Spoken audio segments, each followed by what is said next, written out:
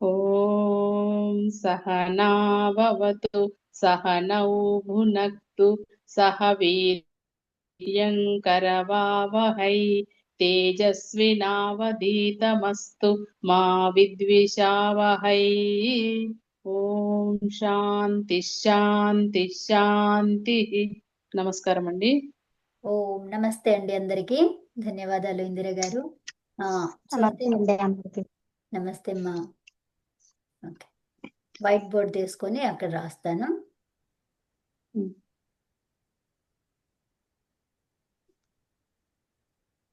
So 20 ధాతువులు అయినాయి. 21 ఇప్పుడు ఏంటి ఎంత లాస్ట్ ఏంటి యమ ఉపరమే అంతవరకు అయిందా? అంతే 21 ధాతువు అండి, అది 21ది. అది 21. ఇప్పుడు 22. 22 రాసుకోండి.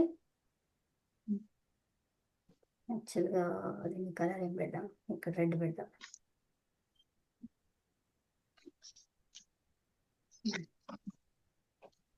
ఓకే, సో ఇది 22వ ధాతువు. ఏం రాస్తారంటే పాపానే.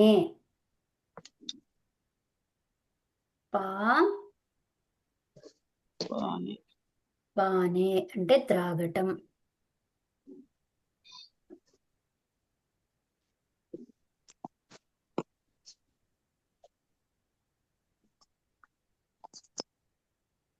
దీనికి ఆదేశం ఏంటి? పిబ, పిబతి. పిబ ఆదేశము, పిబతి రూపం కదా. సో పిబతి రూపం. సో ఇలా రాసుకోండి, పానే త్రాగటం పిబతి.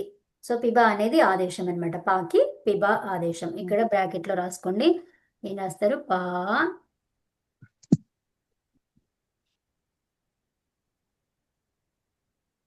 పిబ.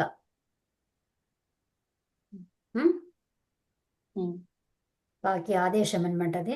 ఇక్కడ ఇది ఏంటి రాస్తారు? ఆదేశం. అన్ని ఎలా రాసుకుంటున్నారు మీరు? జస్ట్ అర్థాలే కదా, ధాతువు అర్థం అంతే. దాని రూపం, అన్నిటికీ రూపం కూడా రాసుకోండి. నేను తర్వాత రాయిస్తాను అక్కడ అని చెప్పాను, మీరు రాసేసుకోండి అక్కడ. సో రాసుకుంటున్నా నేనైతే. మరి రాస్తున్నారా? గుడ్. అయితే మూర్తి గారు మీరు రాస్తున్నారా? అట్లాగే రాస్తున్నానమ్మా. ఓకే, సో ఘ్రా గంధో అంటే త్రాగటం. అది రాయాలి. మీకు ఇది పెద్దగా ఉంటది కాబట్టి మన పేపర్. సో ఇప్పుడు దీనికి వెంట పక్క పక్కనే రాసేసుకోవచ్చు మీరు ఒకటే లైన్ లో. పాపాన్ని త్రాగటం పిబతి, బ్రాకెట్ లో పా పిబతి. పిబ ఆదేశం, పాకి పిబ ఆదేశం. ఓకే, మీకు అర్థమయ్యే విధంగా రాసుకోండి. తర్వాత ఘ్రా గంధోపానే అంటే ఘ్రా మహాప్రాణం. ఘ్రా ఘ్రా గంధోపానే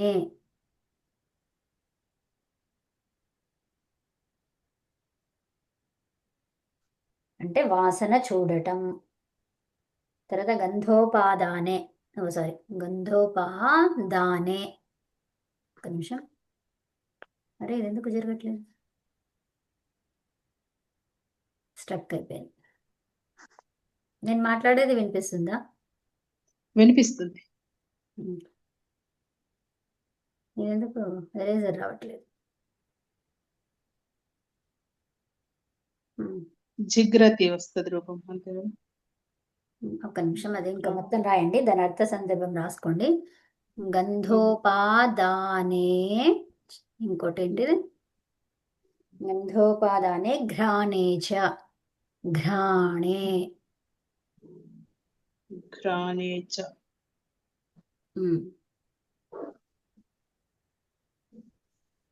సో దీన్ని ఏమన్నాము? వాసన చూడటం.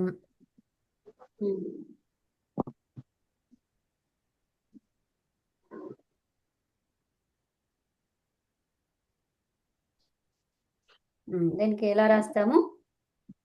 జిఘ్రతి రూపం. సో ఇప్పుడు ఏంటి? ఇదేమో మనం చెప్పుకున్నాం ఏమని, ఇవన్నీ కూడా తీ వచ్చింది అంటే పరస్మైపది. అవునా? తి వచ్చింది అంటే పరస్మైపది. తర్వాత ఏమర్థమైంది? ధాతువు ఏమయ్యింది అక్కడ? జిఘ్రతి అన్నాము. సో అంటే ఘ్రా, ఈ ఘ్రా అనేది డబుల్ అయ్యింది. అర్థమైందా? సో మరి ఇది ఉన్న ధాతువు ఎక్కడున్నది?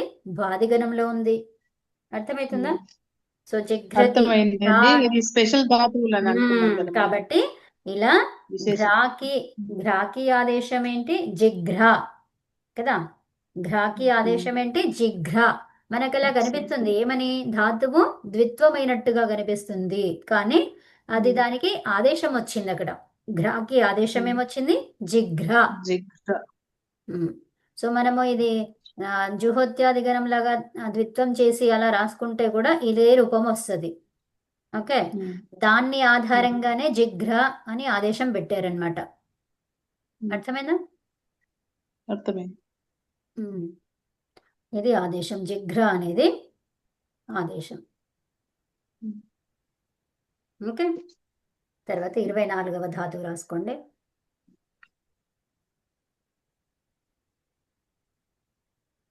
ధ్మా. ధ్మా.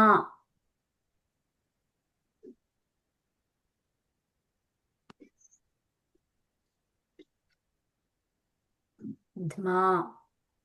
ధ్మా అంటే ఏంటి?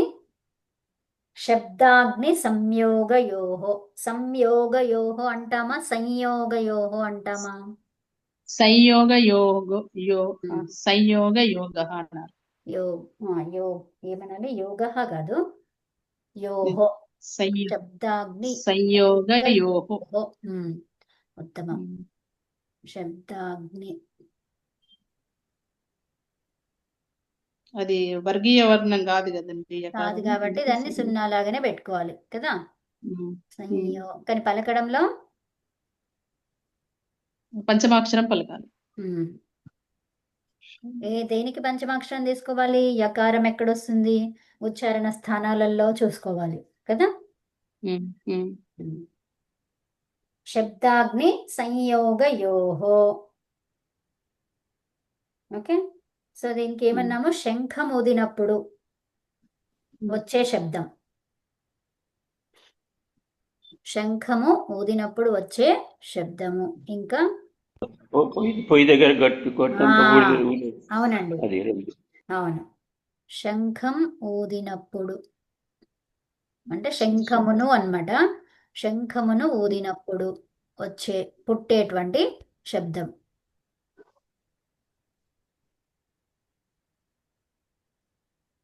ఊదినప్పుడు వచ్చే శబ్దము లేదా పుట్టే శబ్దము. ఓకే,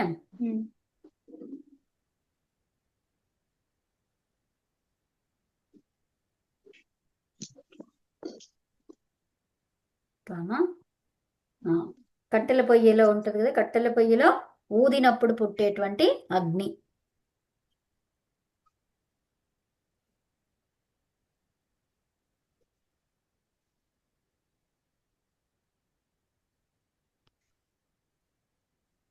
కట్టెల పొయ్యిలో ఊదినప్పుడు వచ్చే శబ్దమా అగ్ని అండి? ఇక్కడ ఏమన్నాము? శబ్ద అగ్ని అన్నాం ఇక్కడ. అవునా? అగ్ని కూడా ఉంది. అంటే కట్టెల పొయ్యిలో ఊదినప్పుడు వచ్చేటువంటి అగ్ని. శబ్దం రాదు అక్కడ, అగ్ని వస్తుంది. అవునా? శంఖం నుంచి ఊదినప్పుడేమో శబ్దం వస్తుంది. కట్టెల పొయ్యిలో ఊదితేనేమో ఏమొస్తుంది? అగ్ని వస్తుంది. పుడుతుంది, అగ్ని పుడుతుంది అక్కడ. కట్టెల పొయ్యిలో ఊదినప్పుడు పుట్టేటువంటి అగ్ని.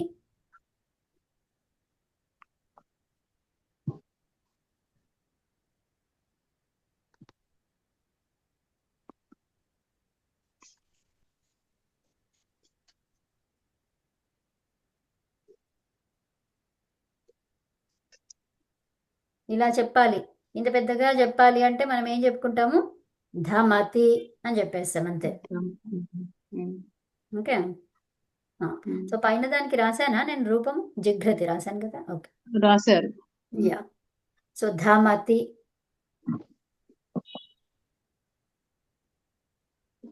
ధమతి అనేది రూపం. సో దీనికి ఆదేశం ఏంటి? ధమాకి ధమ ఆదేశం.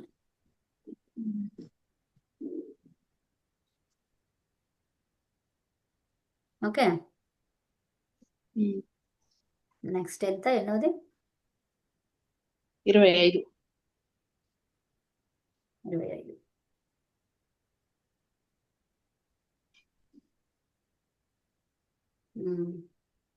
ఏం రాస్తారు ఇప్పుడు ష్ఠా గతి నివృత్తౌ.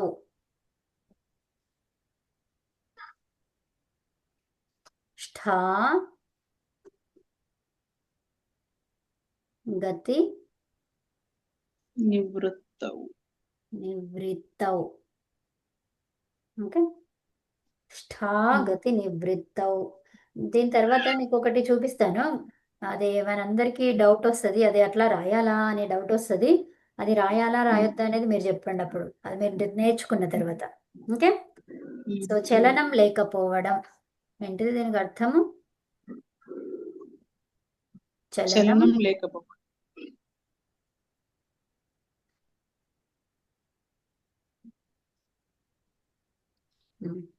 సో ఇప్పుడు ష్ఠా అనేది ఎలా మారుతుంది? సకారం అవుతుంది కదా. సకారం అవుతుంది. ధాత్వాదేహే షహ సహ. సహ.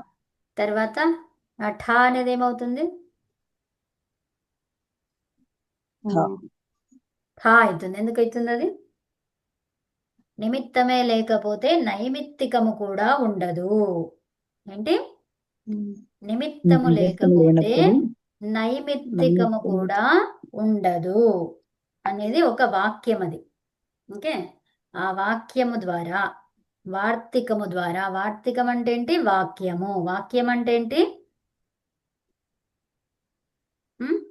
వార్తికం. అర్థమైందా? అర్థమైందండి. సో వార్తికము ద్వారా ఏం చెప్పబడింది? నిమిత్తము లేకపోతే నిమిత్తము లేక. నైమిత్తికానికి కూడా అపాయము జరుగుతుంది. అపాయం అంటే ఏంటి? ఉండదు. అది లేకపోతే ఇది ఉండదు. కారణమే లేకపోతే కార్యము జరగదు. అవునా? సో అదనమాట. స్థాకి ఆదేశం ఏంటి? తిష్ఠ. తిష్ట. స్థాకి ఆదేశం ఏముంది? తిష్ఠ. తిష్ట. ఇవన్నీ ఇలా రావాలి అంటే ఎవరు ఉండాలి పరంగా? షిత్ ఉండాలి. ఉత్తమ. మరి షిత్ ఎక్కడొస్తుంది? తింగ షిత్. సార్వధాతుకాలు. సార్వధాతు. మరి సార్వధాతుకాలు ఎక్కడెక్కడ వస్తాయి? లట్ లోట్. లట్ లోటు లింగ విధిలింగ. మునిగారు టక్కని చెప్పేసేవారా? రావట్లేదు మునిగారు, ఎందుకండి? ఏమో తెలియదు మరి. లేరా ఏంటి మరి? అదే వాటికి వీటికో వెళ్తాను అని అన్నారు కదా. సత్యవతమ్మ కూడా రావట్లేదు. వాడిది కూడా అయిపోలేదు ఇంకా. ఓహో. అవన్నీ వాళ్ళవి అయిపోలేదు. 46 రోజులు. అదే కదా. 46 రోజులు అవ్వలేదా వాళ్ళు వెళ్ళి? లేదు లేదు, అయిపోయినట్టు అనిపిస్తుంది మనకి, కానీ ఇంకా కాలేదు. అవును. చాలా రోజులు వెళితే బాగా తెలుస్తుంది వాళ్ళు లేకుంటే. అవును. నా అభ్యాసే ఏంటి? నా దానికి అర్థం ఏంటి? అభ్యాసే అంటే అభ్యాసము చేయడము, మననము చేయడము, దాని గురించి ఆలోచించడము, సరిగ్గా తెలుసుకోవడం అలాంటివి అనమాట. ఓకే, అభ్యాసము అని రాసుకోండి ఇక్కడ. మననం చేయడం, తెలుసుకోవడం. తెలుసుకోవడం అంటే దాని గురించి విచారించడం అన్నమాట. ఓకే, విచారణ చేయడం. విచారణ చేయడం అంటే ఏంటిది? ఆలోచించడం. ఓకే, అభ్యాసము, మననము, ఆలోచించడం. మన వస్తుంది కదండి, మనకు మన. హణ రాదు, మన. మన మన. అభ్యాసము, మననము చేయడము, తర్వాత ఏమన్నాము? విచారించడం. విచారించడం. విచారించడం అంటే ఆలోచించడం దాని గురించి. విచారించడం. విచారంతో ఉన్నారు అని అంటే ఏంటి? అది కాదు ఇక్కడ. విచారం అంటే వెయిన్ అయిపోవడం అట్లా కాదు. ఆలోచించడం. ఆలోచించడం. విచారించడం. విచారించడం అంటే మళ్ళీ ఎంక్వైరీ అని చెప్పింది, అది కూడా కాదు. అది కూడా కాదు. మనకు మనముగా విచారించుకోవడం. మనకు మనగా ఏమర్థమైంది? పరిశీలన. అది ఆత్మ పరిశీలన చేసుకోవడం. ఉత్తమం. ఆత్మ నిరీక్షణ అంటాము, పరిశీలన అంటాము. సో ఇవి ఉంటాయి అన్నమాట. శిబిరాలలో వెళ్తే మనకి ఆత్మ నిరీక్షణ అని చెప్పేసి రాత్రికి పడుకునేప్పుడు మనం పొద్దున్న నుంచి రాత్రి వరకు ఏం చేసావు అనేది ఒక టాపిక్ ఉంటుందన్నమాట. అట్లా మాట్లాడుతూ ఉంటారు. మరి దాంట్లో మనకు కావాల్సినవేంటివి, చేయొద్దు చేయకుండా ఉండాల్సినవేంటివి, నిరీక్షణ. మనము ఏమేం చేసాము, ఆ తప్పులు చేసాము, ఇంకోసారి ఆ తప్పు చేయొద్దు, అక్కడ ప్రతిజ్ఞ చేయాలన్నమాట. సో ఈరోజు ఇది చేసావు కదా, అది చేయొద్దు, దానికి లేకపోతే చేసిన దానికి శిక్ష ఉంటుంది. ఏంటి, చెట్లకు నిలబడడం అట్లాంటివి ఉంటాయి అన్నమాట. సో అది ఏంటంటే అది అంతా ఏ శిక్ష ఇచ్చినా కూడా మన ప్రగతి కోసమే ఉంటాయి తప్పితే వాళ్ళ పనులను అది అట్లా అని కాదు. అదేంటి, ఇప్పుడు మనము గోడ కుర్చీ వేసేవాళ్ళం, అది ఇప్పుడు పెద్ద యోగాసనం. అది ఆరోగ్యాన్ని మంచిగా ఉంచుకోవడానికి ఇప్పుడు అందరు అది చేయిస్తున్నారు. అదనమాట. అంటే ఏంటి, మన గురువులు అప్పుడు మన చిన్నప్పుడు ఏం చేసేవాళ్ళు, ఇలాంటివన్నీ ఇచ్చేవాళ్ళు. అంటే ఏవి ఇచ్చినా కూడా మన దృష్టిలోనే ఉంచుకొని, మనల్ని దృష్టిలో ఉంచుకొని చేశారే తప్పితే వాళ్ళకి ఎంత మాత్రము ఏమీ లేదు అక్కడ. అర్థమైందా? సో అది చాలా మంచికే, మన మంచికే చేశారా అనే విషయాలు మనకి ఇప్పుడు అర్థమవుతుంది. ఎందుకు, మీడియా ద్వారా అర్థమవుతుంది. ఎందుకంటే ఆ మీడియాలో స్ప్రెడ్ అవుతా ఉంది కాబట్టి. ఇప్పుడు మనకేంది, ఒక 10 మంది ఎవరైనా తెలిసి ఉంటేనే వాళ్ళు మనతో చెప్తేనే తెలుస్తుంది, అంతే, అంతవరకే ఉండేది. కానీ ఇప్పుడు ఏంటి, మీడియా వచ్చేసి మనకి ప్రతి ఒక్కరికి కూర్చున్న దగ్గరనే అదేంటి ఇన్ఫర్మేషన్ ఇస్తుంది అది. అవునా? మనకి ఒక క్వశ్చన్ మైండ్లో వస్తే చాలా, క్వశ్చన్ అక్కడ అడిగితే అన్న లక్ష ఆన్సర్స్ ఇస్తుంది అది. అవునా? సో అలా అనమాట. అంత ఇదిగా మనకి ఉంది కాబట్టి అందరికీ అర్థమవుతుంది ఇప్పుడు, లేకపోతే అది తెలిసేది కాదు. అవునా? అప్పటి విద్యా విధానమే చాలా అద్భుతం మన. సో ఇదేంటిది, ఇది ఆదేశం. అవునా? సో నాకు ఏమైనది, మనతి. అరే ఇది వస్తలేదు ఎందుకు, ఎరేజర్ పనిచేస్తలేదు. మధ్య మధ్య భగ్నాతి. భగ్నం. స్థగితః స్థగితః స్థగితః స్థగితః. ఓకే, స్థగిత కరెక్ట్ కదండి, కరెక్టేనా అండి కవిత? స్థగితః అంటే భవతి భవతి వా భవతి భవత్యాహ సదృశే, సదృశే కాదు, మీ దగ్గరనా? నా నా నా నానా తవ సమీపే ఏవ, తవ సమీపే ఏవ. మమ సమీపే. భవతి కర్తరేవ. స్థగితః అంతర్జాలం స్థగితः इति मम అంతర్జాలం उद्देशः। స్థగనం నాస్తి అత్ర, ఆ. తద్ न హైలైట్ न కృతమస్తి, ఇదాनीं కృతం. మన మనతి ఏమొస్తుంది ఇక్కడ, రూపం, రూపం కిం భవతి అత్ర, నా మనతి భవతి. మనతి. సో 27వది రాసుకోండి. నేను ఇది వేరే పేజ్ తీసుకుంటాను, ఇది మీకు చిన్నగా కనిపిస్తుంది కదా. సప్తవింశతిః.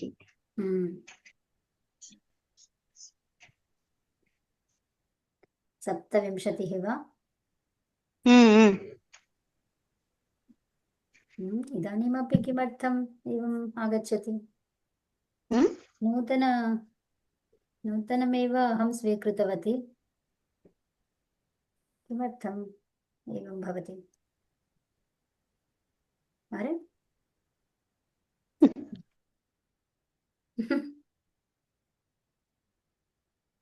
न आगतं वा? बोल्ड् मध्ये न आगच्छति.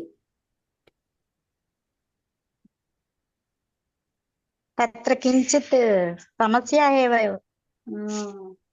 अहमपि चिन्तयामि.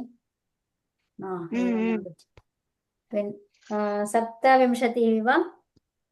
आमाम्, अस्तु. सप्तविंशतिः। दाण, दाण, दाण इत्युक्ते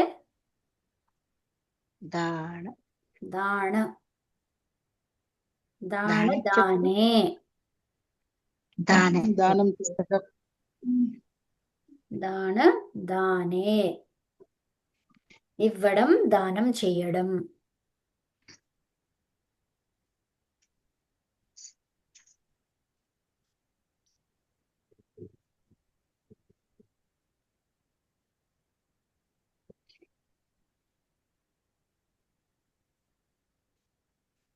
ఇవ్వడం లేదా దానం చేయడం.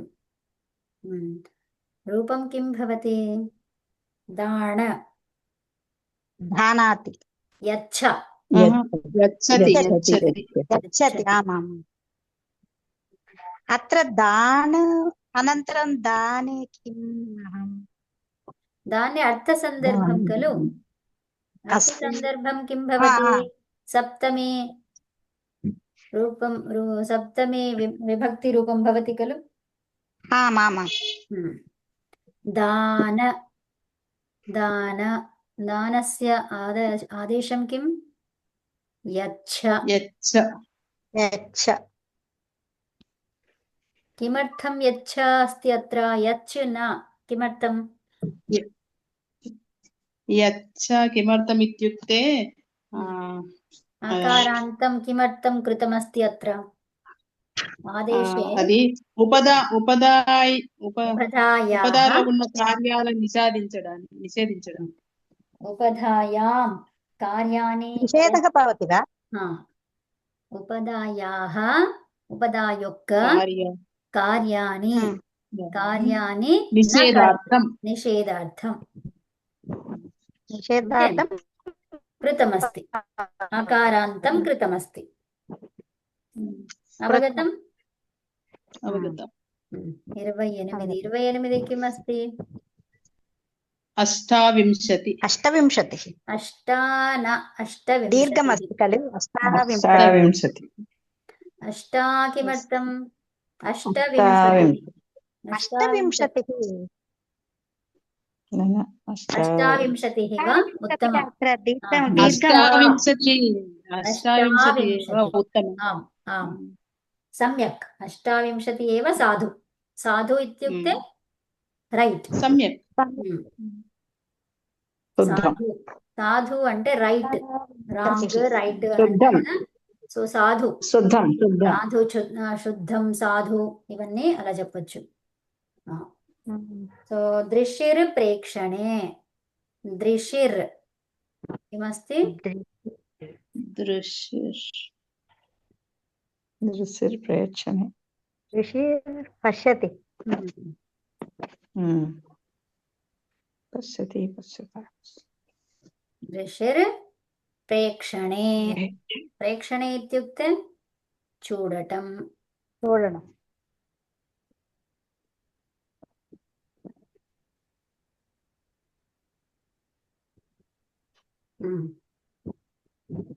దృశ్యర్ किं भवति? रूपं किं भवति? పశ్యతి వస్తుంది. पश्यति. పశ్యతి. अत्र आदेशः किमस्ति? आदेशः किमस्ति?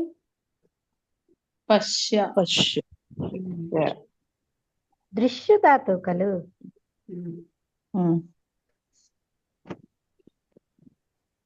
పశ్య. సో పశ్య దృశ్య ధాతోః పశ్య ఆదేశం. పశ్య ఇది ఆదేశः. సంస్కృతంలో రాసుకుంటే ఆదేశः, తెలుగులో రాసుకుంటే ఆదేశः సంపన్నः భవతి. ఆదేశः ఆదేశः సంపన్నः భవతి. ఆదేశः సంపన్నः భవతి. సంపన్నः కిమర్థం? ఆదేశः భవతి. ఆదేశः జాతः. ఆదేశः సంపన్నः. నవవింశతిः. సో అర్తి. అర్తి అంటే అది అర్తి రూపం.